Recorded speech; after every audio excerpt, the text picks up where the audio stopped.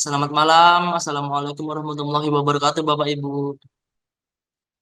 Waalaikumsalam warahmatullahi Waalaikumsalam wabarakatuh. Selamat warahmatullahi malam, wabarakatuh. warahmatullahi wabarakatuh. Sebelum perkuliahan dimulai, alangkah baiknya kita berdoa terlebih dahulu. Berdoa menurut gaya kita masing-masing dimulai.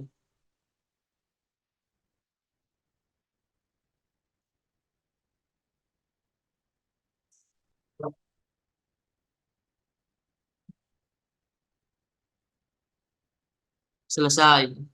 Amin. Allah. Di pertemuan dua kali ini, kita akan membahas mengenai perekayasaan akuntansi. Karena waktu sudah menunjukkan hampir jam 7, untuk mempersingkat waktu, kita mulai saja perkuliahan malam hari ini. Semoga apa yang disampaikan Ibu Satya malam hari ini bisa bermanfaat untuk kita semua. Kepada Ibu Satya, saya persilahkan. Baik, terima kasih Pak Ical. Halo teman-teman semua, apa kabar nih? Habis liburan panjang, masih semangat nggak? Tambah gemuk semua sepertinya, Bu. Tambah gemuk semua. Habis makan makanan Lebaran ya, opor dan kawan-kawannya. Manis-manis semua. Mm-mm. Saya juga sih teman-teman. Saya juga naik 2 kilo. Ah, nggak penting banget. Kurang, Bu, kalau Kurang. dogi. Oke, oke lah untuk mempersingkat waktu kita mulai aja ya teman-teman. Saya izin share screen sebentar. Meskipun ini belum lengkap nggak apa-apa ya. Ya, Teman-temannya nggak apa-apa, kayaknya Bu. masih sibuk semua. Oke, jadi teman-teman saya mulai ya teman-teman. Bismillahirrahmanirrahim. Assalamualaikum warahmatullahi wabarakatuh. Waalaikumsalam Waalaikumsalam. warahmatullahi wabarakatuh. Oke, Waalaikumsalam. jadi teman-teman semua kita sekarang sudah memasuki pertemuan kedua. Nah, sesuai dengan RPS yang sudah saya sebutkan di minggu pertama, kita hari ini akan mempelajari mengenai perekayasaan akuntansi. Nah, ngomong-ngomong terkait dengan kata perekayasaan, perekayasaan itu didapat dari kata rekayasa, di mana rekayasa itu merupakan suatu kegiatan untuk mengembangkan sesuatu yang berguna untuk mencapai tujuan, begitu teman-teman. Nah, di sini kita akan mempelajari mengenai perekayasaan akuntansi, di mana perekayasaan akuntansi sangat berhubungan erat dengan laporan keuangan. Nah, untuk detailnya, kita hari ini akan membahas terkait dengan pengertian perekayasaan akuntansi, prinsip akuntansi berterima umum atau PABU, terus rangka PABU, isi dari PABU, asal muasal PABU, peran profesi auditor dan manajer, dan yang terakhir penyebab masih terjadinya kecurangan akuntansi. Nah, PABU di sini tuh maksudnya prinsip akuntansi berterima umum, di mana PABU ini merupakan suatu prinsip yang dijadikan acuan oleh para praktisi maupun oleh para ahli akuntan untuk melaksanakan atau untuk menciptakan laporan keuangan. Tuh. Nah, kita mulai dulu dari perekayasaan akuntansi. Seperti yang saya katakan tadi, perekayasaan akuntansi itu merupakan suatu kegiatan dalam proses merancang, pembuatan, maupun pengembangan suatu sistem akuntansi, di mana suatu sistem akuntansi ini sangat berhubungan erat dengan laporan keuangan.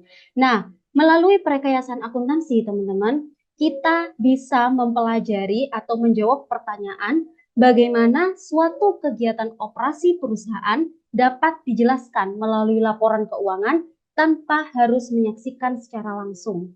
Nah, maksudnya di sini apa, teman-teman? Jadi, di dalam perekayasaan akuntansi, kita akan mempelajari bagaimana sih cara membuat laporan yang baik dan benar, sehingga dapat memberikan informasi-informasi yang relevan sesuai dengan kegiatan perusahaan yang memang secara nyata telah dilaksanakan. Seperti itu. Nah, sebenarnya teman-teman, laporan keuangan itu sangat dibutuhkan oleh para pemegang kepentingan.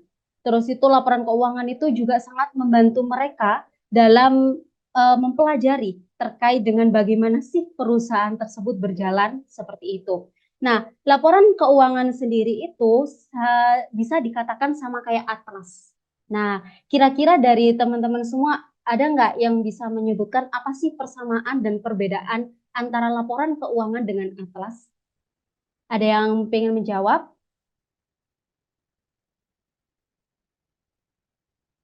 Kalau Kira-kira ada siapa yang ya? ingin, kalau ada yang ingin jawab bisa ditunjuk salah satu.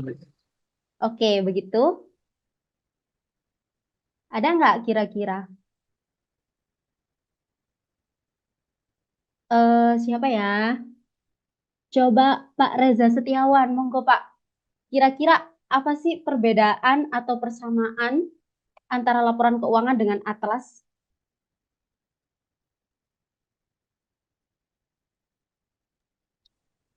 Eh, Mungkin kalau laporan keuangan real ya, terus eh, laporan yang dibuat secara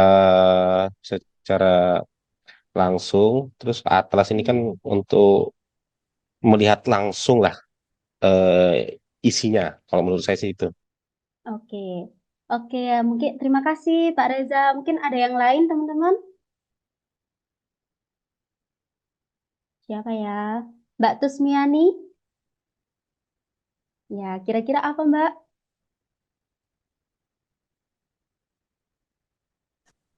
Cek. Oke. Eh, mohon maaf sih Bu kalau misalnya masih salah ya. Oh, nggak apa-apa, nggak apa-apa. Perbedaan laporan keuangan dengan atlas gitu ya Bu. Mm-mm. Sama Kalau persamaannya. persamaannya, kalau misalnya persamaannya mungkin kayak sebenarnya gimana ya cara menjelaskannya?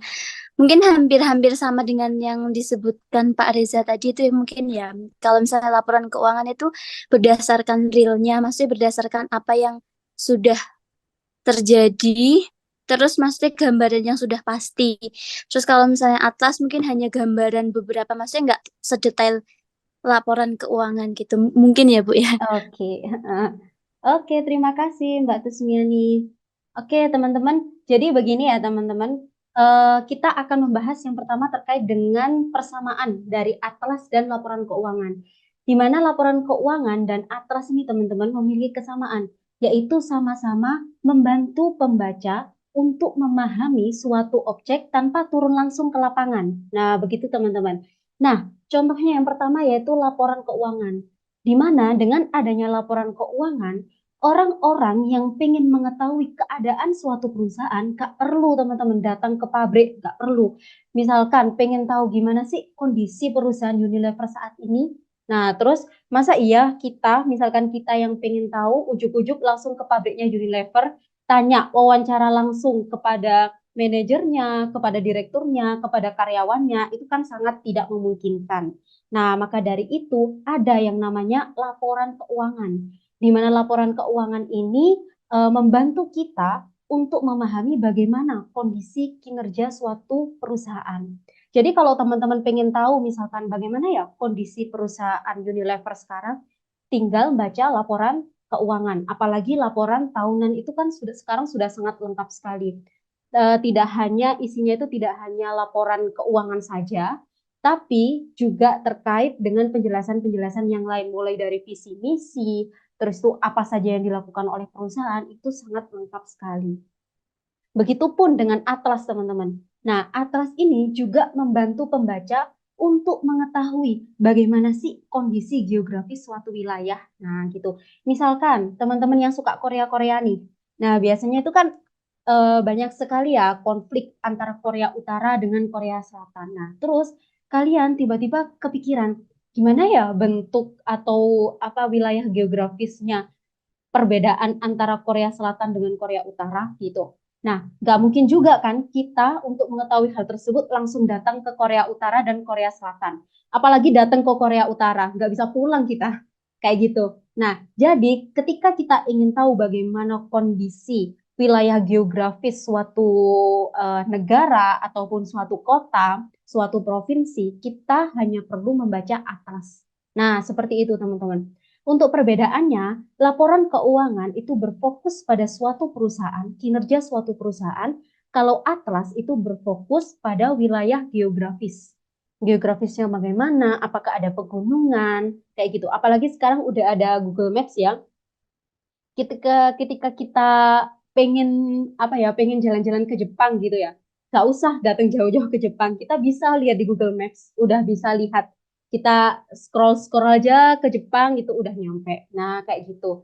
Jadi laporan keuangan dan atlas itu merupakan sama-sama sebagai alat yang membantu pembaca untuk memahami sesuatu. Kayak gitu, teman-teman. Dari sini paham, teman-teman? Paham ya? Oke.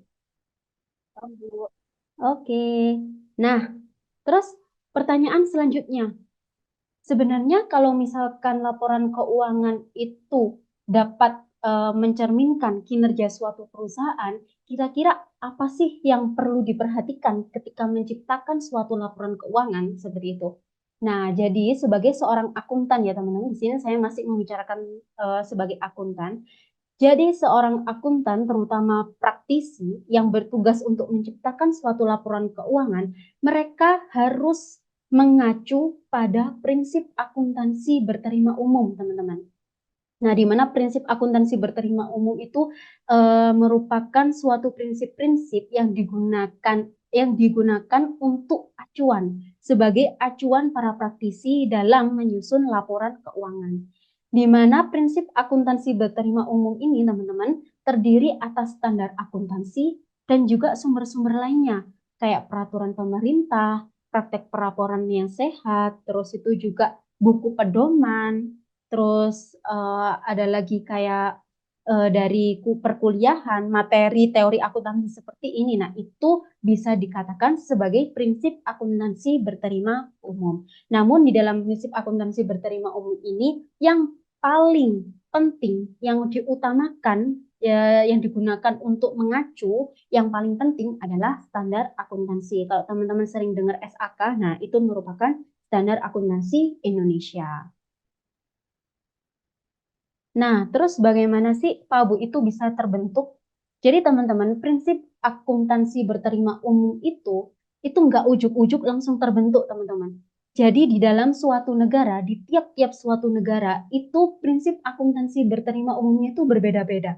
Kenapa kok bisa berbeda-beda? Karena prinsip akuntansi berterima umum itu diciptakan sesuai dengan tujuan ekonomi dan sosial negara. Nah, misalkan Indonesia, di mana prinsip akuntansi berterima umum ini diciptakan sesuai dengan tujuan ekonomi dan sosial negara. Di mana tujuan ekonomi dan sosial negara yaitu yang pertama, meningkatkan perekonomian Indonesia, yang kedua, mensejahterakan masyarakat, dan yang ketiga, melindungi lingkungan yang ada di Indonesia. Seperti itu. Nah, dari tujuan ekonomi, sosial, dan negara, maka diturunkanlah menjadi tujuan pelaporan keuangan. Jadi teman-teman, tujuan pelaporan keuangan itu akan mengacu pada tujuan ekonomi dan sosial negara. Jadi keduanya itu saling terhubung. Mereka itu sama, tapi untuk tujuan pelaporan keuangan itu akan lebih terfokus di mana tujuan-tujuan ekonomi dan sosial negara yang berhubungan dengan laporan keuangan. Nah, setelah itu, ketika tujuan pelaporan keuangan itu sudah tercapai atau sudah ditentukan ya, sudah terlihat, maka para ahli, para praktisi akuntan, para ahli akuntan akan merancang yang namanya rangka konseptual pelaporan keuangan. Jadi yang namanya rangka konseptual itu merupakan kumpulan ide-ide dari para ahli dan juga para praktisi akuntan. Nah, dari ide-ide tersebut barulah dibentuk prinsip akuntansi berterima umum. Jadi para ahli-ahli tersebut akan berkoordinasi, para ahli, para dosen, terus itu para praktisi yang ada di perusahaan-perusahaan itu akan berkumpul, akan musyawarah, akan rapat membentuk yang namanya rangka konseptual pelaporan keuangan. Tentunya ketika dalam melaksanakan rangka konseptual pelaporan keuangan itu harus dinaungi oleh lembaga yang formal, lembaga yang sudah sah di mata hukum, yaitu IAI, Ikatan Akuntan Indonesia, seperti itu. Nah, dari omongan-omongan, dari ide-ide dari para ahli dan juga praktisi, maka bisa terbentuk yang namanya prinsip akuntansi berterima umum. Seperti itu, teman-teman. Nah, dari sini ada yang mau ditanyakan sebelum saya lanjut? Masih paham ya, teman-teman? Bisa diterima? Oke. Oke, Mbak Esi. Oke, lanjut teman-teman.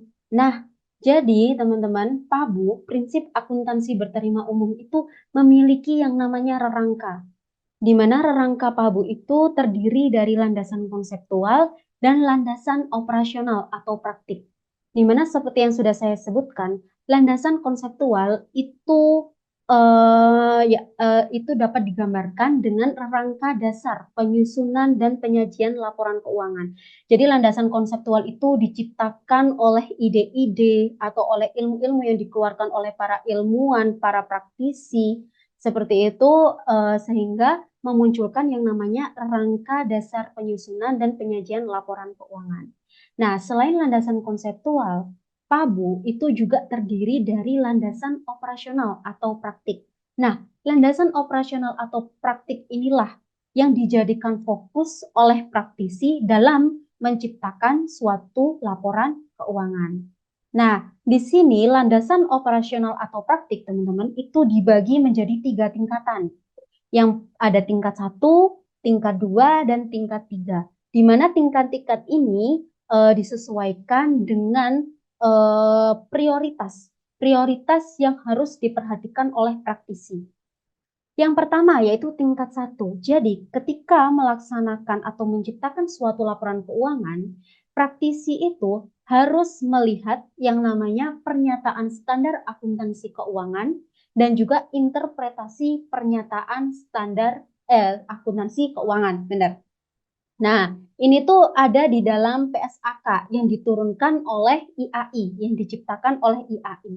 Nah, terus teman-teman ada tingkat 2. Nah, di tingkat 2 itu teman-teman ada yang namanya buletin teknis. Nah, buletin teknis itu biasanya juga dikeluarkan oleh IAI, di mana buletin teknis itu biasanya berisi informasi-informasi yang belum ada di dalam SAK.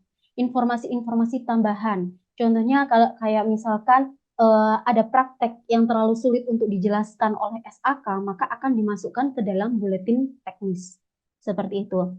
Terus juga ada peraturan pemerintah untuk industri. Nah, peraturan pemerintah untuk industri biasanya itu tertuju kepada BUMN, teman-teman. Jadi biasanya perusahaan umum dengan perusahaan BUMN itu memiliki perlakuan yang berbeda, di mana perusahaan BUMN itu kan 50% itu 50% lebih itu kan milik pemerintah. Sehingga pemerintah itu biasanya teman-teman memiliki peraturan sendiri.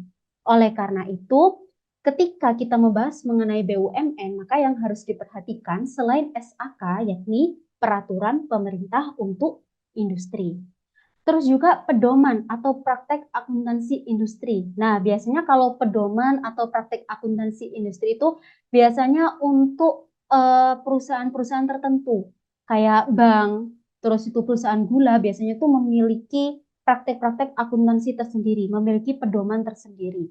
Nah, terus ada simpulan riset akuntansi, di mana simpulan riset akuntansi itu contohnya kayak penelitian-penelitian yang sudah dilakukan oleh para peneliti, para dosen. Nah, itu bisa dijadikan acuan untuk melihat bagaimana sih melakukan atau menciptakan suatu laporan keuangan yang baik. Seperti itu. Terus yang terakhir ada tingkat 3. Jadi tingkat 3 ini terdiri dari praktek, konvensi, dan kebiasaan pelaporan yang sehat. Nah, maksudnya di sini adalah kita bisa melihat bahwa bagaimana kebiasaan-kebiasaan perusahaan yang sudah go public itu melaksanakan pelaporan keuangannya. Misalkan tidak ada di standar akuntansi keuangan, tapi mereka melakukannya dan dengan catatan yang dilakukannya itu tidak melanggar standar akuntansi keuangan, maka hal itu dapat dicontoh. Kayak gitu. Terus ada buku teks ajar, artikel, dan pendapat ahli. Nah, buku teks itu juga bisa dijadikan acuan teman-teman. Dengan catatan buku teks itu juga harus kredibel. Nggak boleh buku teks yang abal-abal itu dijadikan pedoman, itu nggak boleh. Nah, maka dari itu untuk amannya teman-teman, untuk mengambil amannya, akuntan itu harus berfokus pada tingkat 1. Nah, bagaimana kalau misalkan ketika kalian menjadi manajer, terus ternyata akuntan kalian itu tidak melaksanakan standar akuntansi keuangan, tidak melaksanakan sesuai dengan standar akuntansi keuangan. Nah, sebagai manajer kalian tidak boleh langsung menjudge dia. Dilihat dulu bagaimana sih acuan yang dia pakai ketika dia ketika dia menciptakan suatu laporan keuangan. Nah, bisa saja mungkin terdapat peraturan baru yang muncul yang tidak ada di SAK. Nah, maka dari itu seorang akuntan harus mengikuti peraturan yang berlaku. Seperti itu, teman-teman. Jadi para calon manajer nih, kalau misalkan ada akuntannya nanti yang tidak sesuai dengan standar akuntansi keuangan, itu jangan dimarahin dulu. Jadi dilihat dulu bagaimana sih dia melaporkan atau menyusun laporan keuangan itu, melihat dari mana saja gitu. Apakah memang ada peraturan yang belum ada di SAK ataupun dia mengikuti para ahli terbaru seperti itu. Kayak gitu ya teman-teman. Jadi intinya rangka PABU itu terdiri dari landasan konseptual dan landasan operasional atau praktik, di mana para akuntan itu akan lebih berfokus pada hal ini. Lebih berfokus pada praktik, dan yang paling diutamakan adalah tingkat 1, yakni pernyataan standar akuntansi keuangan dan juga interpretasi pernyataan standar akuntansi keuangan. Nah, yang lainnya ini adalah bukti-bukti pendukung. Seperti itu. Lanjut ya, teman-teman. Oke. Nah, terus apa saja yang dibahas oleh prinsip akuntansi berterima umum? Nah, jadi ada 4 hal yang biasanya, bukan yang biasanya sih, yang selalu dibahas di dalam prinsip akuntansi berterima umum. Yaitu yang pertama ada definisi, yang kedua ada pengukuran atau penilaian, yang ketiga ada pengakuan, dan yang keempat ada penyajian dan pengungkapan. Nah, di mana definisi itu, prinsip akuntansi berterima umum itu memberi batasan atau definisi berbagai elemen, pos atau objek dalam laporan keuangan. Nah, maksudnya di sini contohnya itu kayak gini teman-teman. Teman-teman pasti pernah dengar yang namanya akun beban.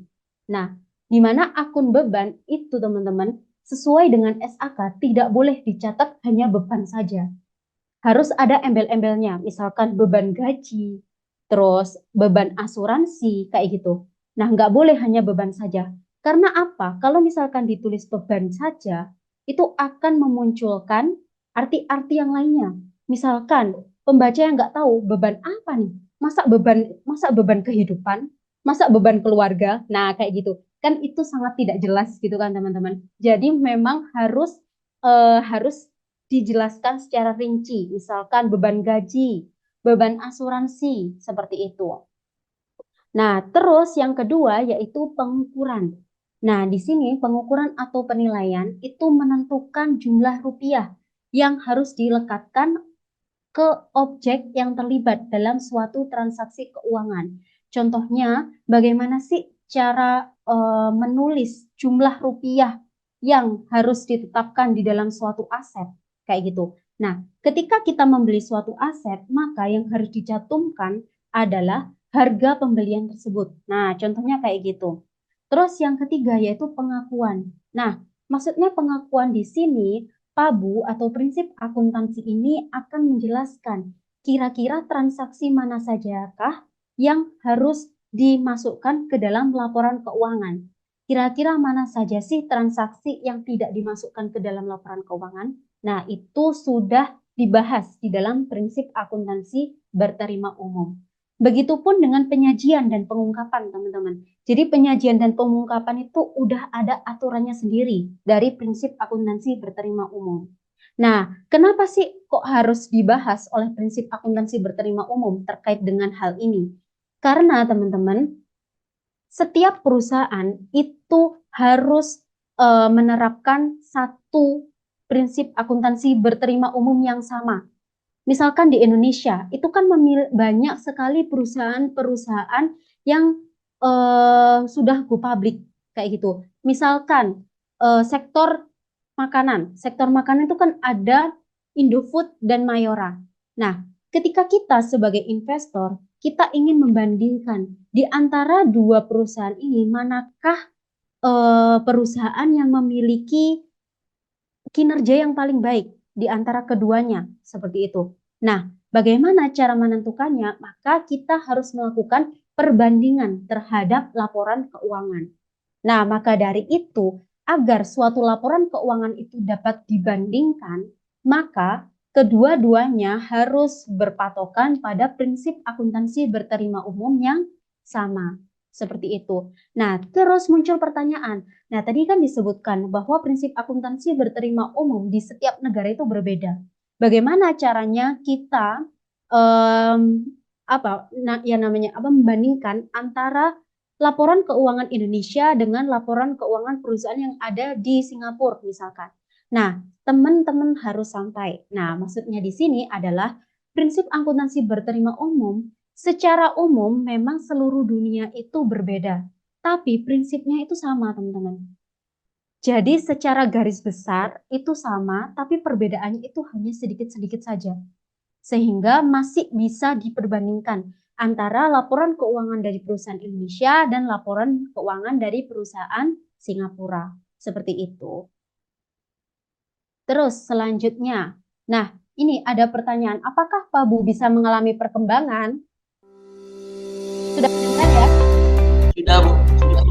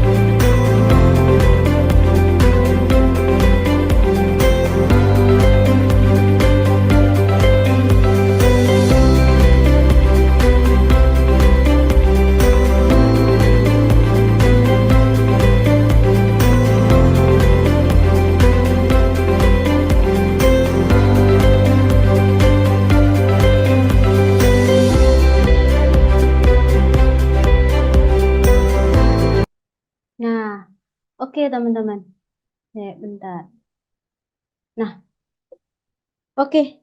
Terkait dengan pertanyaan, apakah Pabu bisa mengalami perkembangan? Jawabannya sangat bisa, teman-teman. Apalagi yang namanya standar akuntansi keuangan.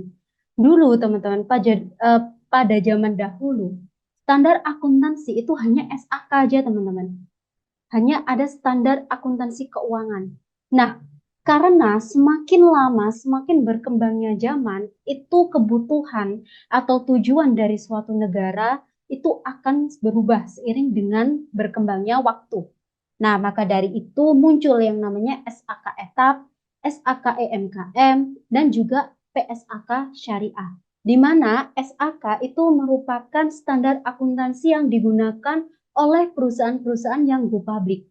Teman-teman pasti tahu kan perusahaan go public itu apa. Jadi perusahaan go public itu perusahaan yang mendaftarkan dirinya kepada Bursa Efek Indonesia sehingga mereka dapat memperjualbelikan sahamnya sehingga mereka berkesempatan untuk mendapatkan investasi dari para investor-investor. Nah, kayak gitu. Terus yang kedua, teman-teman, beberapa tahun kemudian itu muncul yang namanya SAK etap. Jadi SAK etap itu SAK entitas tanpa akuntabilitas publik. Nah, di mana SAK etap itu ditujukan kepada perusahaan-perusahaan yang tidak go public. Jadi kayak perusahaan swasta, itu perusahaan swasta yang tidak mendaftarkan dirinya di dalam Bursa Efek Indonesia itu dapat menggunakan standar akuntansi keuangan entitas tanpa akuntabilitas publik. Nah, di dalamnya bedanya apa? Nah, secara garis besar teman-teman, SAK dengan SAK etap itu memiliki salah satu perbedaan yang signifikan. Salah satunya yaitu tingkat kerumitan, di mana SAK itu memiliki kerumitan yang lebih rumit dibandingkan dengan SAK etap. Ya, tentu saja ya karena SAK itu kan eh, digunakan untuk perusahaan-perusahaan yang go public, sehingga mereka butuh mencerminkan kinerja perusahaan yang sangat baik melalui laporan keuangan, sehingga berhasil menarik investor-investor yang ada di pasaran. Nah, kayak gitu. Terus yang ketiga, standar akuntansi keuangan EMKM, entitas mikro kecil dan menengah. Nah, jangan salah teman-teman, UMKM, EMKM itu memiliki yang namanya SAK entitas mikro kecil dan menengah. Namun memang di Indonesia saat ini tuh masih banyak UMKM atau entitas mikro kecil dan menengah itu masih belum paham terkait dengan SAK EMKM. Maka dari itu ini merupakan salah satu PR yang besar bagi para praktisi, dari para ilmuwan akuntan untuk mensosialisasikan terkait dengan SAK EMKM tersebut. Nah, yang paling terbaru yaitu pada tahun 2008 itu mulai dibentuknya PSAK Syariah. Karena apa, teman-teman? Semakin lama itu banyak sekali perusahaan-perusahaan maupun bank itu berlandaskan syariah. Kayak gitu. Sehingga pada tahun 2018 itu dari tahun 2008, dari tahun 2008 itu diputuskan bahwa perusahaan yang bernaung pada syariah itu akan dipisahkan antara standar akuntansi umum dan standar akuntansi untuk khusus syariah. Seperti itu, teman-teman. Nah, dari sini apakah ada pertanyaan atau masih mencerna? Soalnya kan teman-teman juga dari manajemen ya, saya tahu mungkin agak apa sih ini? Soalnya kan benar-benar akuntansi banget. Nah, kira-kira butuh waktu mencerna nggak, teman-teman? Gimana, teman-teman? Ada yang mau ditanyakan? Bagaimana Bapak Ibu? Apakah bisa dipahami dengan baik? Bisa, Bu. Bisa ya? Yang lainnya gimana? Masih mencerna, Bu. Oke, masih mencerna. Oke, mungkin saya kasih waktu 10 menit ya, teman-teman, untuk mencerna, untuk dibaca-baca lagi. Udah dapet kan ya PPT-nya? Nah, udah ya? Sudah, Ibu. Silahkan dibaca-baca sebentar. Saya kasih waktu 10 menit. Nah, nanti kalau ada yang ingin ditanyakan, saya tunggu gitu ya. Oke, silahkan teman-teman 10 menit dari sekarang. Bu mau tanya, Silakan Mbak Esi. Gimana Mbak? Sebentar Bu, saya buka yang Mbak Esi. ini kan ada Bu, prinsip akuntansi berterima umum. Jadi kan dia Hmm, terdiri atas standar akuntansi sama sumber-sumber lain. Jadi contohnya peraturan pemerintah. Nah, hmm. peraturan pemerintah itu contohnya yang kayak gimana ya Bu, yang ada di dalam PABU itu, yang boleh atau yang Oke, nggak boleh gitu. oke, oke. Gini Mbak, pertanyaan yang sangat bagus sekali ya teman-teman. Nah, jadi teman-teman pernah dengar nggak CSR atau ESG? Corporate Social Responsibility, terus sekarang yang terbaru itu Environmental Social Governance. Nah, itu merupakan salah satu peraturan pemerintah, teman-teman. Salah satu peraturan pemerintah yang yang mewajibkan, bukan mewajibkan, saat ini belum mewajibkan sih, salah saya, mohon maaf. Jadi masih dianjurkan. Pemerintah itu menganjurkan perusahaan-perusahaan, terutama perusahaan yang sudah go public, untuk menerapkan yang namanya ESG. Gitu Mbak Esi. Jadi ESG atau CSR itu tidak ada di dalam standar akuntansi keuangan. Kayak gitu. Nah, terus itu muncul peraturan pemerintah terkait dengan CSR dan juga ESG, di mana CSR dan ESG itu digunakan untuk apa ya, menyuruh atau untuk eh, mendorong perusahaan agar mereka lebih aware terkait dengan lingkungan sekitarnya. Seperti itu. Jadi mereka itu nggak boleh hanya berfokus pada laporan keuangan harus untung, harus bagus kinerjanya, itu tidak. Tapi harus memperhatikan lingkungan sekitar. Karena apa? Saat ini banyak lingkungan-lingkungan yang sudah rusak, banyak wilayah-wilayah yang sudah rusak yang dikarenakan oleh aktivitas perusahaan. Kayak gitu. Contohnya aja kayak lumpur lapindo di Sidoarjo. Itu kan disebabkan oleh perusahaan tambang, banyaknya bakri. Karena kesalahan tambang, kesalahan pengeboran, maka saat ini laut lumpur lapindo itu sungguh sangat mengenaskan banget. Nggak bisa dihilangkan, nggak bisa di stop, hingga mengalami kerusakan-kerusakan yang sangat merugikan pemerintah, terus itu juga apalagi masyarakat. Seperti itu Mbak contohnya. Jadi salah satunya kayak gitu. Jadi peraturan pemerintah itu mendukung SAK, di mana di SAK itu tidak dijelaskan terkait dengan ESG maupun CSR. Kayak gitu Mbak Esi. Bagaimana Mbak Esi? Ya Bu, bisa dimengerti. Oke. Makasih Mbak Esi. Yang lainnya mungkin teman-teman? Mau tanya Bu. Iya, Ana, Mbak Anair dulu ya, baru Mbak Verlita. Gimana Mbak? Baik Bu. Saya buka dulu yang PPT-nya. Oke. Ini tadi Bu di PPT yang rangka PABU itu kan ada dua Hmm, landasan, pertama landasan konseptual dan landasan operasional atau praktik. hmm, Nah, di landasan operasional atau praktik ini ada tingkat yang ketiga ini ada praktik, konvensi, dan kebiasaan pelaporan yang sehat. Nah, di hmm. sini tuh kebiasaan pelaporan yang sehat dan tidak sehat itu yang seperti apa sih Bu? Oke. Heeh. Ya, terima Oke, kasih. baik. Iya, sama-sama Mbak. Oke. Jadi teman-teman, jadi contohnya itu biasanya itu apa sih namanya itu? Bentar, saya lupa terkait dengan bagaimana. Jadi gini Mbak, ada contoh suatu kebiasaan yang dilakukan oleh perusahaan besar. Yang namanya itu saya lupa ya, mohon maaf. Nanti nanti saya cari. Jadi perusahaan itu memiliki kebiasaan untuk mengatur laba yang diungkapkan seperti itu. Jadi misalkan di tahun kemarin itu labanya sangat besar. Tapi pada saat itu labanya ditahan untuk diungkapkan di tahun depannya. Kayak gitu. Jadi kelihatan smoothing income, income smoothing ya namanya. Namanya income smoothing.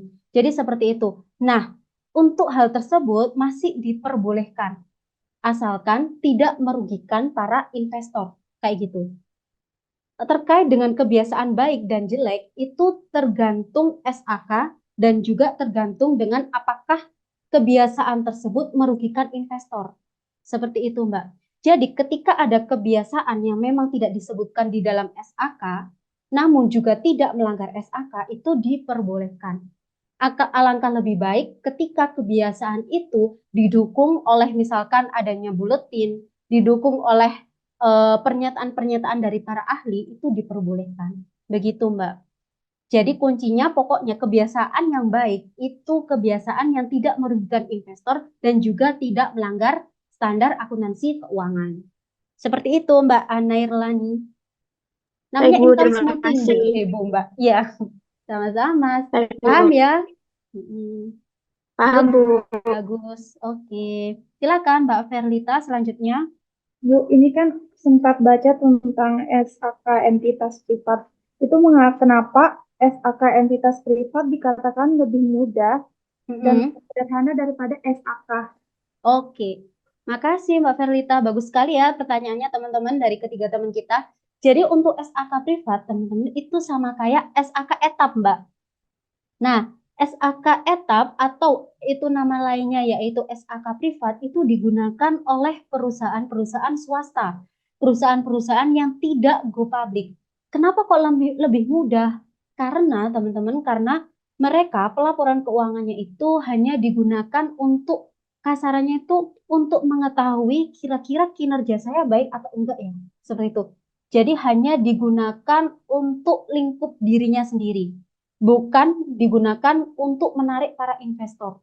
Berbeda dengan SAK, SAK itu ditetapkan untuk perusahaan yang sudah go public, di mana seperti yang sudah saya katakan tadi, perusahaan go public itu tujuannya kan menciptakan atau menyusun laporan keuangan yang digunakan untuk menarik minat investor sehingga investor mau menanamkan modal di dalam perusahaan tersebut kayak gitu. Jadi memang di dalam SAK itu memang lebih rumit sih, Mbak.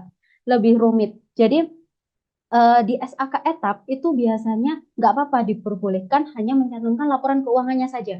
Tapi kalau di SAK yang untuk perusahaan go public itu nggak boleh hanya laporan keuangan saja, tapi harus mencakup laporan tahunan. Di mana laporan tahunan itu kalau Mbak lihat di BEI di idx.co.id itu ada dari visi misi, gambaran produknya itu seperti apa, jasanya seperti apa, apakah dia sudah menerapkan CSR atau ESG, itu ada semua. Seperti itu. Memang lebih rumit karena dia bertujuan untuk menarik minat investor sehingga investor dapat berinvestasi di dalam perusahaan tersebut. Seperti itu, Mbak Verlita. Bagaimana, Mbak? Terima kasih, Bu. Oke, sama-sama. Ada yang lain, teman-teman? Kalau nggak ada, saya lanjutkan ya. Ada yang lain? Bu, saya lagi boleh. Oke, boleh Mbak Esi. Tadi kan yang Mbak Ana tanyain kan laporan yang nggak sehat dan yang sehat yang gimana. Mm-mm. Terus kan Bu Satya kan bilang katanya misalkan laporannya di-keep dulu nih. Kalau Mm-mm. misalkan ada yang labanya bisa dibuat buat Mm-mm. bulan depan gitu nggak apa-apa. Oke. Nah kalau misalkan perusahaan yang sudah go public menerapkan hal kayak gitu, boleh nggak sih Bu? Kalau misalkan boleh, it means Mm-mm. berarti data laporan keuangan yang mereka share yang bisa dilihat sama pemegang saham itu berarti nggak real dong. Iya. Makasih Bu. Mm-mm. Benar sekali. Nah, itu merupakan salah satu contoh yang saya ingat ya. Tapi teman-teman, di lingkup akuntansi memang income smoothing itu masih pro kontra, Mbak Esi. Jadi ada yang mengatakan itu diperbolehkan dan ada yang mengatakan itu tidak diperbolehkan. Nah, sampai sekarang pun itu belum ada komitmen atau belum ada pernyataan yang pasti apakah itu diperbolehkan atau enggak, seperti itu. Jadi di sini saya belum bisa menjawab apakah itu diperbolehkan terutama untuk go public atau tidak gitu. Nah, nanti untuk pertanyaannya Mbak Anerlani dan juga Mbak Esi saya keep dulu ya. Untuk minggu depan, coba saya lihat dari website IAI langsung apakah ada informasi terkait dengan hal tersebut. Karena informasi yang terakhir saya dapatkan itu masih menjadi pro kontra, Mbak. Kayak gitu. Memang kalau dilihat secara awam ya, secara awam, ketika dia mempermainkan keep dan lepas suatu laba, itu kan memang tidak mencerminkan laporan keuangan yang sesungguhnya gitu ya. Nah, itu memang ada yang menyatakan itu diperbolehkan dan ada yang menyatakan itu tidak diperbolehkan. Nanti saya cari lagi ya Mbak Esi. Oke, Oke, saya Bu. keep untuk Makasih. tahun depan. Ah, Makasih Mbak. merepotkan. Oh tidak, Gak apa, kita juga belajar. Saya juga belajar. Soalnya saya juga lupa sih apa namanya tadi, income smoothing. Nah, salah satunya itu. Nah, tapi itu masih dibuat perdebatan. Nanti untuk Mbak Ana sama Mbak Esi saya lanjutkan minggu depan gitu ya. Baik, Bu. Oke, saya catatnya dulu. Oke, yang lain masih aman ya? Oke, saya lanjutkan ya teman-teman. Nah, selanjutnya kita akan membahas mengenai bagaimana peran PABU dalam praktik akuntansi. Nah, tadi kan kita sudah belajar terkait dengan bagaimana suatu prinsip akuntansi berterima umum itu tercipta, mulai dari faktor tujuan perusahaan, terus tujuan pelaporan keuangan, baru rangka konseptual, dan sehingga menghasilkan prinsip akuntansi berterima umum. Nah, sekarang bagaimana peran PABU dalam praktik akuntansi? Jadi teman-teman, PABU itu digunakan sebagai acuan oleh perusahaan dalam menyusun dan menyajikan suatu laporan keuangan, sehingga laporan keuangan tersebut dapat disebarluaskan kepada pihak berkepentingan, yaitu ada investor, ada kreditor, ada pemerintah, ada pelanggan, ada masyarakat umum, seperti itu. Nah, terus bagaimana caranya agar kita bisa tahu sebagai pihak berkepentingan itu bisa tahu apakah laporan keuangan yang sudah dikeluarkan oleh suatu perusahaan itu sudah kredibel atau enggak. Nah, maka muncullah peran auditor independen, di mana auditor independen itu bertugas untuk mengaudit apakah laporan keuangan menyajikan secara wajar sesuai dengan prinsip akuntansi berterima umum, terutama SAK, kayak gitu. Nah, dengan adanya auditor independen, maka perusahaan itu terjamin, laporan keuangan perusahaan itu terjamin bahwa laporan keuangan perusahaan sudah sesuai dengan kinerjanya. Dan para pihak berkepentingan juga bisa mempercayakan laporan keuangan tersebut kepada auditor independen. Jadi mereka itu sudah tidak memiliki keraguan apakah laporan keuangan yang sudah diaudit oleh auditor independen itu sudah benar atau enggak.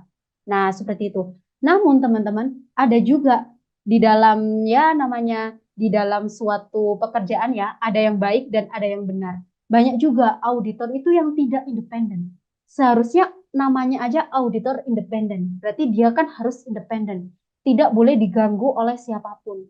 Nah, tapi kenyataannya teman-teman, banyak auditor independen itu yang melakukan kecurangan karena mendapatkan intervensi dari perusahaan, di mana perusahaan itu bekerja sama dengan auditor untuk menciptakan suatu laporan keuangan yang palsu. Itu banyak sekali terjadi di Indonesia, kayak gitu.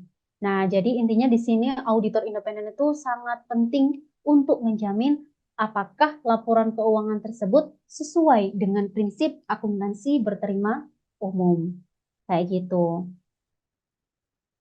Nah, untuk sebagai pengetahuan saja ya teman-teman. Jadi auditor di dalam lingkup akuntansi itu ada dua. Jadi ada auditor internal dan auditor eksternal atau independen, di mana keduanya ini bertugas menjaga kualitas laporan keuangan perusahaan. Untuk auditor internal itu merupakan auditor yang bekerja di dalam perusahaan, teman-teman.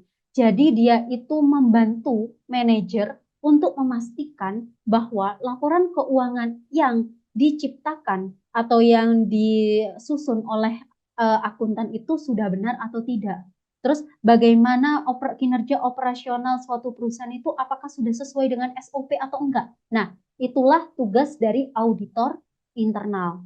Nah, untuk yang kedua yaitu ada auditor eksternal atau independen, di mana auditor eksternal atau independen itu bertugas untuk memberikan opini tentang kelayakan, kebenaran, dan keteraturan laporan keuangan sebuah perusahaan. Nah, peran dari auditor eksternal ini sangat dibutuhkan oleh yang namanya pihak berkepentingan, di mana opini dari auditor itu sangat dibutuhkan oleh mereka. Kira-kira opininya wajar atau enggak ya? Kalau misalkan tidak wajar, berarti laporan keuangan tersebut bisa dikatakan tidak kredibel, tidak sesuai dengan kenyataan, dan ada indikasi kecurangan. Kalau misalkan opininya wajar, berarti laporan keuangan tersebut bisa dipercaya oleh pihak yang berkepentingan untuk mengambil suatu keputusan. Nah, kayak gitu. Dari sini ada yang mau ditanyakan?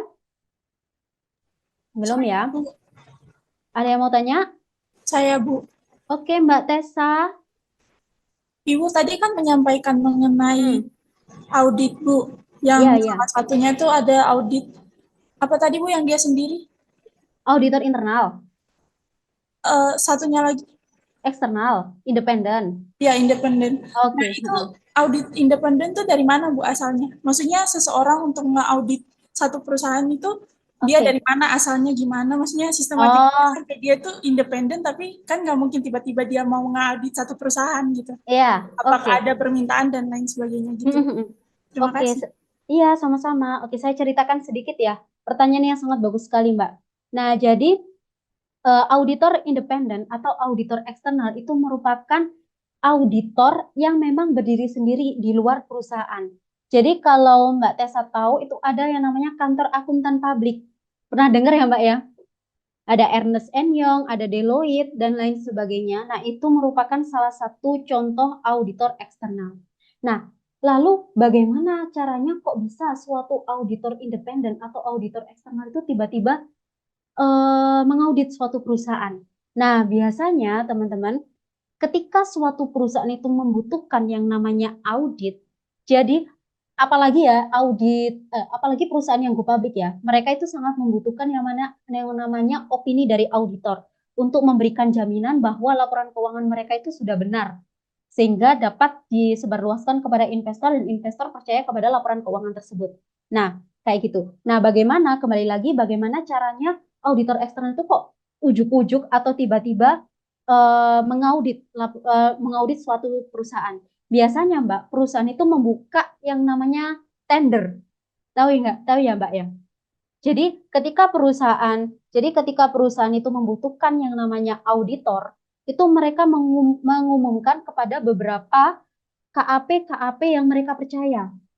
Misalkan perusahaan Unilever itu memberikan memberikan undangan untuk tender kepada beberapa KAP Big Four, salah satunya KAP Deloitte, Ernst Young kayak gitu dan lain sebagainya, EY kayak gitu ya. Nah, setelah itu ketika mereka mendapatkan undangan tersebut, mereka akan memberikan penawaran kayak gitu, memberikan penawaran kira-kira kalau saya mengaudit perusahaanmu, saya akan mematok harga segini.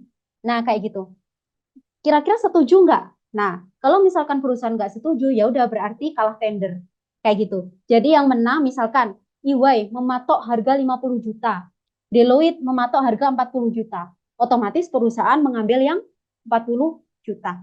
Sehingga EY yang maju menjadi auditor eksternalnya. Nah, kayak gitu. Paham Mbak Tessa? Paham Ibu. Ya, jadi sebagai tambahan ya, biasanya auditor eksternal itu memiliki kasarannya itu kayak memiliki kesempatan untuk mengaudit secara berkelanjutan itu selama 3 tahun berturut-turut. Jadi setelah 3 tahun untuk memutus adanya indikasi bekerja sama tadi, maka harus mengganti auditor yang lain. Misalkan Unilever yang awalnya EY selama 3 tahun itu mau nggak mau harus ganti menjadi KAP yang lain untuk menjaga independensi antar keduanya. Kayak gitu. Kan ada kemungkinan bahwa misalkan 10 tahun bersama EY terus. Nah, itu ada indikasi bahwa biasanya perusahaan-perusahaan kecil sih yang biasanya nakal itu, biasanya perusahaan-perusahaan kecil itu ada indikasi antara KAP dengan perusahaan itu saling bekerja sama. Kayak gitu. Perusahaan besar juga ada kemungkinan sih. Baik Bu. Saya melanjutkan Bu. Kemudian boleh. kan dari hasilnya tadi itu, mereka publish-nya itu kemana? Dan kalau semisalnya ada temuan yang kemudian kayak, oh ada kesalahan, dan mungkin kesalahannya itu cukup besar dan lain sebagainya, itu gimana Bu? Oke. Jadi yang pertama pertanyaan publish-nya di mana? Jadi publish-nya itu Mbak di laporan keuangan. Ketika coba nanti ya Mbak Tessa, kalau ada waktu ya, coba buka-buka laporan keuangan di www.idx.go.id. Nah, di situ ada laporan keuangan beberapa perusahaan yang sudah go public. di situ bisa terlihat bahwa di dalam laporan keuangan itu awalannya itu udah ada opini, Mbak. Jadi misalkan laporan keuangan ini sudah diaudit oleh bla bla bla bla tanggal sekian dengan hasil yaitu wajar tanpa pengecualian. Kayak gitu, Mbak. Nah, terus pertanyaan yang kedua, apa tadi? Saya lupa. Kalau misalnya ditemukan, maksudnya sebuah kesalahan atau lubang dalam sistem akuntansi sebuah Oke. perusahaan. Oke, Oke, jadi kalau misalkan ada kesalahan ya, dulu kan saya pernah bekerja di KAP. Dulu saya pernah kerja di KAP itu saya memiliki pengalaman begini, Mbak. Tapi ini dalam konteks perusahaan kecil ya, Mbak. Insya Allah kayaknya perusahaan kecil dan perusahaan besar itu juga perlakuannya sama. Nah, ketika dulu saya mengaudit, itu saya mendapatkan klien yang memang dia melakukan kesalahan pencatatan. Sehingga laporan keuangannya itu tidak sesuai dengan bukti-bukti yang ada. Kayak gitu. Nah, apa yang dilakukan oleh auditor? Auditor harus mengkonfirmasi terlebih dahulu sebelum dia mengeluarkan yang namanya pendapat. Kayak gitu. Mengonfirmasi kepada perusahaannya. Bagaimana sih? Kenapa kok pencatatannya beda dengan bukti ini? Apakah memang pembayarannya kurang atau bagaimana? Nah, kalau misalkan mereka jawabnya, oh maaf Pak Bu, pembayarannya memang kurang. Oke, saya beri kesempatan sekarang juga penuhi pembayaran ini, kayak gitu. Nah, kalau memang dia bisa menutup kesalahan tersebut, maka it's okay, bisa ditutup oleh auditor. Kalau misalkan dia tidak bisa, maka mau nggak mau, auditor harus mengeluarkan yang namanya opini tidak wajar atau disclaimer. Seperti itu, Mbak. Kayak gitu. Paham, Mbak Tessa? Baik, paham Ibu. Oke. Makasih, Mbak Tessa. Bu, Kembali Bu. Iya, siapa? saya Bu. Saya, Bu. Oh, sebentar. Mbak Tessa terus Mbak Rizkuna. Oh, Bu, saya ada Tusmi- pertanyaan. Oh iya, habis ini Mbak Tusmiani ya. Iya, Mbak Rizkuna. Bu, kalau misalkan gimana ya Bu, kalau dampak bagi perusahaan jika auditor itu melampirkan pendapat wajar dengan pengecualian atau pendapat yang tidak wajar tadi terhadap laporan keuangan. Dampaknya seperti apa untuk perusahaan, Bu?